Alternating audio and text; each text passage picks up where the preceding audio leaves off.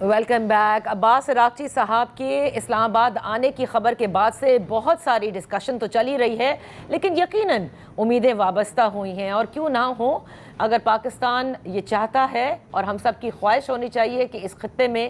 امن جو ہے وہ قائم ہو، تو یقیناً یہ امیدیں وابستہ رکھنے کی ضرورت بھی ہے۔ لیکن البتہ جو سچویشن کمپلیکس جس کا کہ ذکر lieutenant general retired Ghulam Mustafa صاحب اور اعزاز چودھری صاحب نے کیا، باقر سجاد ہمارے ساتھ ان فوکس ہیں، سینئر صحافی اور تجزیہ کار ہیں، ان سے پوچھتے ہیں کہ ان کا کیا زاویہ ہے اس ڈیولپمنٹ کا۔ بہت شکریہ فار جوائننگ اس باقر۔ ایران کی جانب سے بار بار یہ کہا گیا ہے کہ ہم کسی بھی دھمکی والے ایٹماسفیئر کے اندر مذاکرات کرنے کو تیار نہیں ہیں، نیول بلاکٹ کی لفٹ جب تک نہیں ہوتا جب تک مذاکرات کرنے کو تیار نہیں ہیں۔ لیکن عباس عراقچی صاحب کی آمد کی خبر،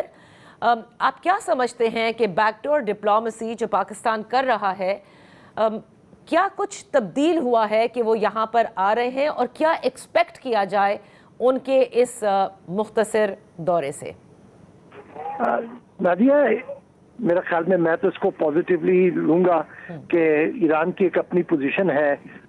کہ جب تک نیول بلاکیڈ لفٹ نہیں ہوتا اور جب تک یہ کورسو ڈپلومیسی ختم نہیں ہوتی وہ ڈائلاگ پر نہیں آئیں گے، لیکن ساتھ ساتھ یہ کہ بیک چینل جاری ہیں، آئیڈیاز ڈسکس ہو رہے ہیں۔ آپ نے دیکھا ہوگا کہ ہمارے جو فیلڈ مارشل ہیں ان کی اور فورن منسٹر ہیں ان کی بھی عباس عراقچی سے بات ہوئی، اس کے بعد یہ خبر آئی کہ عراقچی صاحب اسلام آباد آ رہے ہیں، اور پہلے تو یہ بھی قیاس کیا گیا کہ شاید جو ایک اگلا راؤنڈ ہونے جا رہا ہے، لیکن عراقچی صاحب کا اسلام آباد آمد ہی اپنے اندر ایک پازیٹیو ڈیولپمنٹ ہے کہ ایٹ لیسٹ وہ ایک نئی پروپوزل لے کے آئیں گے اسلام آباد میں، وہ آ کے کچھ آئیڈیاز ڈسکس کریں گے کہ کس طرح سے یہ جو ڈیڈ لاک سا بن گیا ہے، جو نیول بلاکیڈ کے اوپر بن گیا ہے، اور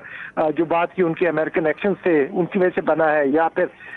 ٹرمپ صاحب کی دھمکیوں کی وجہ سے جو سچویشن بن گئی ہے، اس سے آگے بڑھنے کا کیا طریقہ ہے۔ اگر آپ نے ان کا اسکیجول پڑھا ہو تو آپ نے یہ بھی نوٹس کیا ہوگا کہ یہاں کے بعد مسکٹ بھی جا رہے ہیں اور پھر ماسکو بھی جا رہے ہیں، تو میرے خیال میں ریجنل ڈپلومیسی ابھی پیس گیدر کرے گی اور یہ جو سچویشن ہے اس کو ریزالو کرنے کی طرف آگے مثبت میرے خیال میں پروگریس ہمیں اگلے چند دنوں میں نظر آئے گی۔ اوکے، تو باقر آپ اس کو کس طرح سے دیکھتے ہیں کہ بار بار آج پہلے تو میں آ جاتی ہوں کہ جو وزیر جنگ کے بیانات ہیں جس میں وہ کہتے ہیں کہ ہم نے ایران کا محاصرہ کیا ہوا ہے اور اس کو مزید جو ہے وہ بڑھا بھی رہے ہیں، they have the control over the shipping lines across the world also۔ کیا یہ اس قسم کے بیانات ان تمام چیزوں کو مزید پریشان آپ سمجھتے ہیں کہ ایران کے لیے پھر ڈیسیشن میکنگ جو ہے وہ مشکل ہوتی ہے to come to the table? نہیں، ڈیسیژن میکنگ تو یقیناً کمپلیکیٹ ہو رہی ہے۔ جو کچھ اب انہوں نے ایکشنز لیے ہیں اپنا یونائٹڈ اسٹیٹس نے، اور اس کے پیچھے جو پوری پلوائے ہے یا اسٹریٹجی ہے امریکہ کی، وہ یہ ہے کہ ایک طرف تو ایران کو اسٹرینگولیٹ کریں اکنامکلی،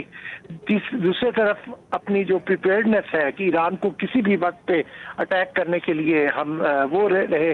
اور جو یہ ایران کو اسٹریٹجک ایڈوانٹیج اس پوری سچویشن میں گلف جو اسٹریٹ آف ہارموز کو کنٹرول کرنے کی وجہ سے تھی، اس کو فلپ کر لیں اور سچویشن کو اپنے ایڈوانٹیج میں لے آئیں۔ اگر آپ یہ دیکھیں ساتھ ساتھ کہ ایران اکیلا اس سے سفر نہیں کر رہا، یہاں پر پہلے ایٹ لیسٹ 17-18 جہاز جنگ میں بھی کراس کر رہے تھے، تو ابھی وہاں پر شاید گنتی کے 2-4 جہاز اس وقت نکل رہے ہیں، جس کی وجہ سے پوری دنیا کی معیشت پہ اثر پڑ رہا ہے۔ تو جو میرا پوائنٹ ہے وہ یہ کہ یہ صورتحال زیادہ دیر سسٹینیبل نہیں ہے، چاہے وہ 1 ہفتہ چلاتے ہیں 2 ہفتہ چلاتے ہیں، تو یہ میوچولی ہرٹنگ ہوگی یہ سچویشن، اور جب یہ میوچل جو ایک سچویشن ایسی بن جائے کہ جہاں پہ دونوں سائڈس کو ہرٹ کرے، تو میڈیشن میں بھی ایک پرنسپل ہے کہ تبھی اپرچونیٹیز کریٹ ہوتی ہیں کہ آگے کی پروگرس کے لیے۔ تو آپ دیکھیں، بہتر کی امید رکھنی چاہیے کہ یہاں سے ہم آگے جو ہے کسی پازیٹیو سولوشن کی طرف چلیں۔ باقر یہاں وقت ہوا ہے ایک بریک کا، بریک کے بعد ہم اپنی گفتگو جاری رکھیں گے۔